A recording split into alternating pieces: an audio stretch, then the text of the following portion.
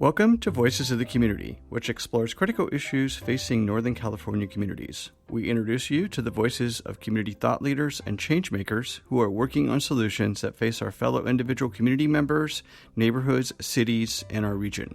This is George Koster, your host. This episode is part of our series exploring COVID-19's impact on nonprofits and small businesses in the San Francisco Bay Area.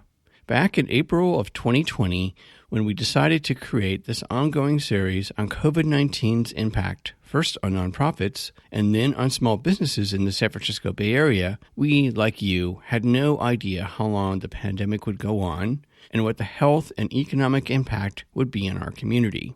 Going into 2021, the pandemic is now killing more people, shutting down more nonprofits and small businesses, along with wiping out the livelihoods of families, neighborhoods, and communities.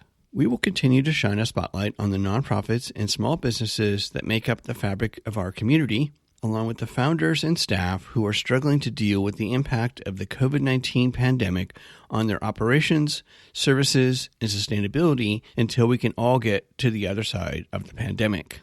Along the way, we will also share with you all the amazing solutions that our nonprofits, small businesses, foundations, and government leaders are working on to help us all get to the other side of the pandemic and come together to rebuild our communities with more economic, social, and environmental equality. One of the things we've learned is that the normal way of doing business is not working anymore. The normal way of conducting an arts program has completely changed. And are we equipped? Do we have the tools? Do we have the skills? Do we have the technology? Do we have the knowledge? Do we have the funding? It's been a very big learning curve for all of us, our colleagues in the arts, not just our organization. And it's been a very interesting journey. This is the Executive Director of Music at Kohl Mansion, Patricia Kristof Moy. Performing arts organizations generate a big percentage of their annual revenue through earned income in the form of ticket sales of live performances. Music at the Kohl Mansion is another legacy presenter of arts and culture that has lost 80% of its funding because of the 1-2 punch of the COVID-19 pandemic and economic collapse of our performing arts sector. Patricia tells us how she and her team are transforming their intimate, in-person chamber music performances onto a global virtual stage.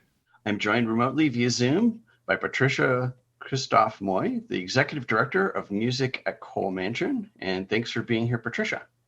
Thank you, George. Patricia, could you please provide the audience just kind of a quick overview, if you will, of Music at Kohl Mansion and some of your key programs? Sure. So Music at Kohl Mansion is a series of chamber music concerts. We're located in Burlingame, California, just south of San Francisco, in a beautiful mansion that was formerly a private home, and then it became a convent, and then it became a private school, and it still is today, Mercy High School. And 38 years ago, a concert series was started in that space because the great hall of the mansion, it has cathedral ceilings, extraordinary acoustics, and it was originally built for music. The family that built the home wanted to have concerts in the house, and so they did. And it was so clear that it needed to continue to be a house of music. So we present chamber music concerts, a music series from October through May of each year, normally live. And as a presenting organization, we're not an orchestra or a chamber ensemble or a performing company. We're a presenting company. So we bring international touring chamber ensembles from all over the world, many of them very well known in the chamber music world, and some of them not known to the Bay Area, and we are delighted to introduce them. So our main concert series is our chamber music series, and our hall, which has these beautiful acoustics, holds about 230 people. So it's an ideal space for chamber music as it was intended to be heard when it first began to be written by composers like Haydn and was performed in salons in small settings. So we have a very intimate space, and our audiences are up close and personal to the musicians on stage. So that's during a normal season. In addition to that, our mission is very strongly to educate and teach and reach out to the community. So we have a very active outreach program and music in schools program where we send musicians from our main stage series out to the schools, to community centers, libraries, senior centers, and we also hire local musicians to perform for school children and seniors as well. So again, that's in a normal year. I was also interested to read about some of your other programs. So Patricia, could you tell the audience a little bit about the Violins of Hope, a spirit of resistance? I feel like that's very apropos for where we are these days. It is. So the Violins of Hope project was a project that we planned and executed last year in 2020, just before the lockdown began, just before the pandemic began.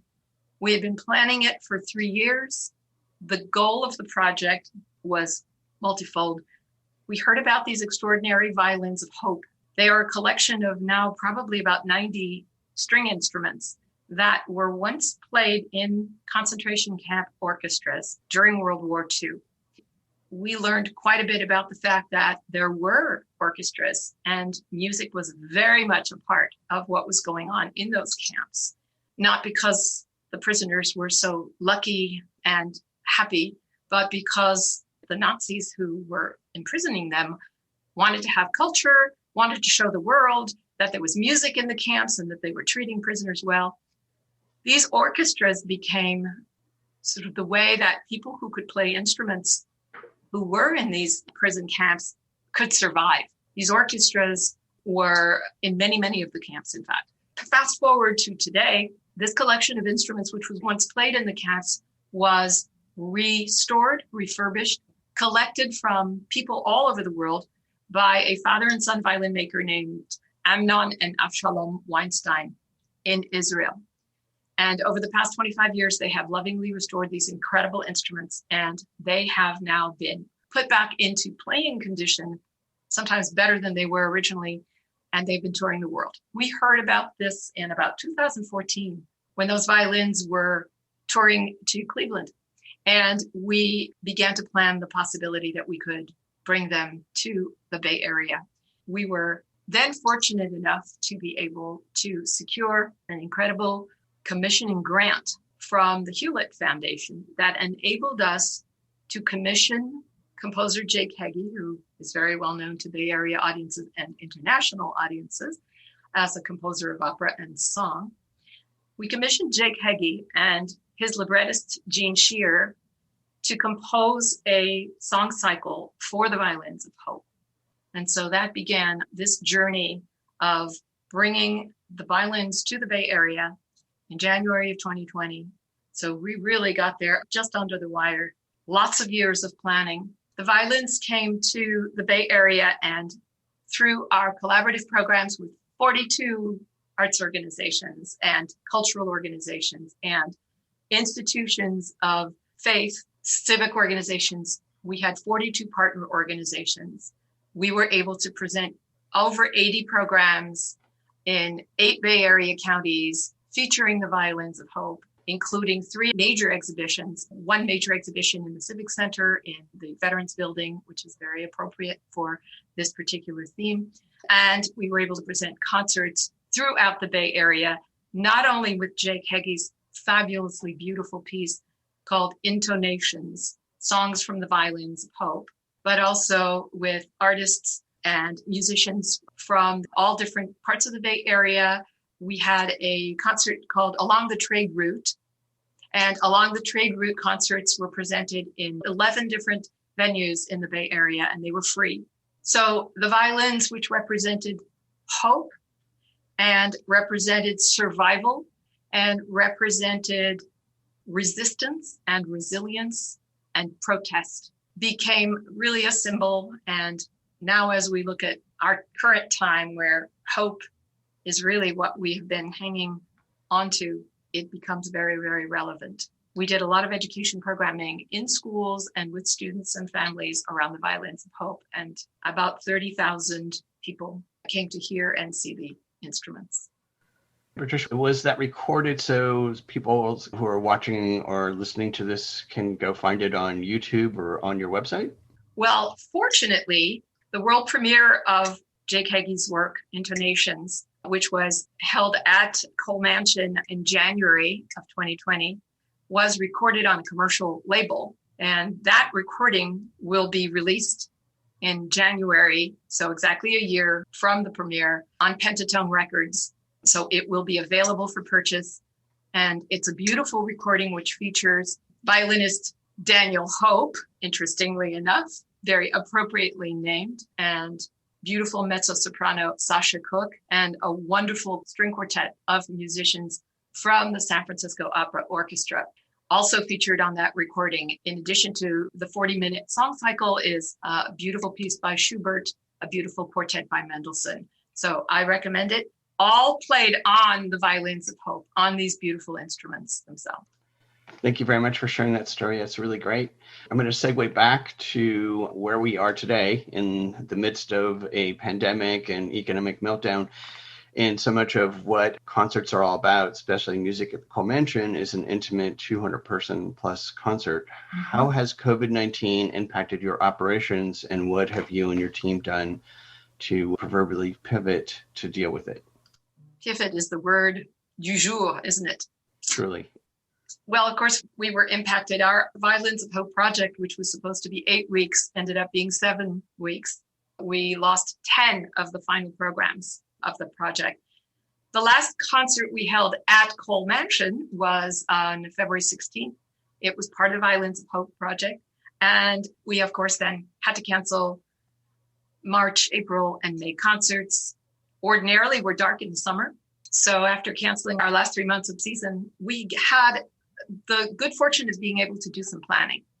And so we had the summer during which we ordinarily don't perform to figure out what we could do to learn from what other people were doing, to observe, to pay attention, to listen, and most importantly, especially because we had chopped off a third of our season, we felt very strongly that we needed to communicate with our public, our audiences, and the people who support us and people who depend on us. So our community is very loyal and very strong. And so some of the first things that we became very aware of is that connection, communication, and collaboration were the things that we really needed to focus on. And so we reached out a great deal via telephone, email, newsletters, mail, every way we could to our constituents. We created several surveys over the summertime and in the spring and summer to try and ascertain what people's interests and needs were, when they might be ready to come back. Of course, we didn't know back in April and May that it would be a very long time. But the good thing is that we've stayed in touch with our community, of course. Ordinarily, our season was scheduled to open in October. We put it off as long as we could, thinking that perhaps we'd have live concerts. When it became evident that we would not, we began to envision what a virtual season would look like. And I'm very proud to say that we've been very, very fortunate to have been able to shift our season, which was supposed to be entirely live, same artists, same programs, slightly shortened programs, to entirely online. So how can folks support music at Kohl Mansion? Since everything is at this point virtual, so can they buy a season ticket, buy a ticket to one of the virtual concerts? Yes. So as you can imagine, virtual concerts are financially not as successful as a live concert because people aren't able to obviously pay for tickets in the way that they do when they come to a live concert. So our ticket prices, which ordinarily a couple could come to a concert for $100, $50 a ticket, or $48 a ticket. And now, of course, the market will bear a much smaller entry fee for a virtual concert. So for $20, a whole family can watch, or a whole household can watch one of our concerts. So while that's wonderful in terms of we're able to provide programming and audiences can come for a very reasonable price, it's an 80% ticket loss for us. So we are obviously working hard to figure out how to survive that way. And I'll talk about that a little bit with you. But yes, people can subscribe now and purchase the rest of the season. They can go online to musicatkohl.org, buy tickets, and pick any 1, 2, 3, 4, or 5 of the upcoming monthly concerts. Our next one is January 24 and 28 with the Alexander String Quartet. So superstars of the San Francisco chamber music scene in the Bay Area chamber music scene, and great friends of Music at Kohl. And one of the benefits of the virtual concert world now is that we're able to present our concerts twice. And for our audiences, it's an opportunity to see them twice, or if they can't make Sunday, they can come on Thursday. At musicatkohl.org, you will be able to take a look at what we're doing and how we are bringing these concerts to you. We have been very fortunate in that we are able to sustain the current virtual season through the generous donations of our very loyal audiences, but also because with the virtual concert hall, the world is open to us. And we've been incredibly pleased and thrilled to see the number of people that have joined us from all over, not only the Bay Area, but the country and even abroad, people we would ordinarily never be able to see in our concert hall. So that has added to our ability to bring new ticket buyers, which is exciting. And we hope we'll be able to continue to serve them post-pandemic in virtual ways as well. One of the things we've learned is that the normal way of doing business is not working anymore. The normal way of conducting an arts program has completely changed. And are we equipped? Do we have the tools? Do we have the skills? Do we have the technology? Do we have the knowledge? Do we have the funding? It's been a very big learning curve for all of us, our colleagues in the arts, not just our organization. And it's been a very interesting journey. And in terms of support, as a nonprofit organization, we're governed by a board of directors and a wonderful group of skilled volunteers who support us. But we have new needs. And so anybody out there who is interested in helping figure out how you navigate the virtual world with the arts, how you get better at it, people with the connections to technology, with the knowledge of how this new medium can become stronger and better, we welcome that. We would love to find those people and have them join us. So we're interested in reaching out to the community to strengthen our resources in that sense. Thank you. So over the years that you've worked at Music at Kohl Mansion, would you please share with the audience perhaps one of your favorite moments of working there and with the community and its impact on youth and families in the San Francisco Peninsula? Oh my God, so many favorite moments. But of course, you alluded to one of them, which is the Violins of Hope, was certainly the highlight for me. And the fact that we were able to take a subject which is serious and sometimes very dark, the suffering of oppressed and persecuted people, that we were able to find hope. The project is called Violins of Hope, and that is what the Weinsteins, the restorers, named these violins, because it's not about going back and crying about what happened in the past. It's about how music brings hope to the world. And we know that right now we need it more than ever. So favorite moments have certainly included just the heartwarming moments, including all the tears that were brought to our audiences, the people who came up to us at the Violins of Hope exhibition and at the concerts to share their personal stories, their family stories, their histories. 2 people came to us with actual instruments from the Holocaust that were played by their relatives. So there were moments of incredible gratification and also joy. Bringing those stories to students in high schools and middle schools where kids were able to touch and play and look at and see and actually understand some of the stories of these instruments from an era so far long ago for them, and that they were able to understand what it was like. We talk a lot about bullying and hate and issues of persecution and isolation and othering and so on right now, these days.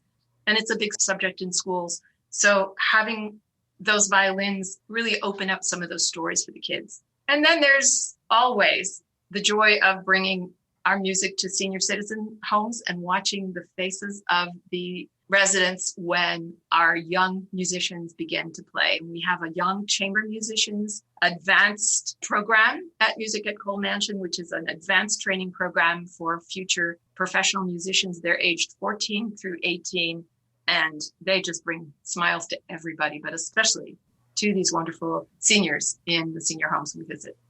Thank you. Great stories. So out of the pandemic and economic proverbial meltdown, what are some of the positive things that you could see coming out of the crisis to support performing arts and engagement with our youth and families? I think there's a lot. I think that we are really learning some skills that are going to be very, very helpful. I think that virtual programming is certainly here to stay. I'm sure I'm not the only one who's told you that or who feels that way. It's very clear that we've touched a chord that resonates with people and that there's a certain level of connectedness, intimacy, and just warmth that happens in spite of the fact that we're coming through this, two-dimensional screen. And in spite of the fact that we can't touch each other and see the musicians up close and hear them breathing in the way that they do in the Kohl Mansion Great Hall, this virtual world brings some very interesting options and opportunities. For one thing, we are now global. We can touch people around the world. For another, as I said, we can watch multiple times. We can bring our concerts to institutionalized folks who will not be able to come to the mansion. We can make sure that they are viewed by people who no longer drive, no longer go out, no longer can be out after dark. So there are some wonderful aspects there.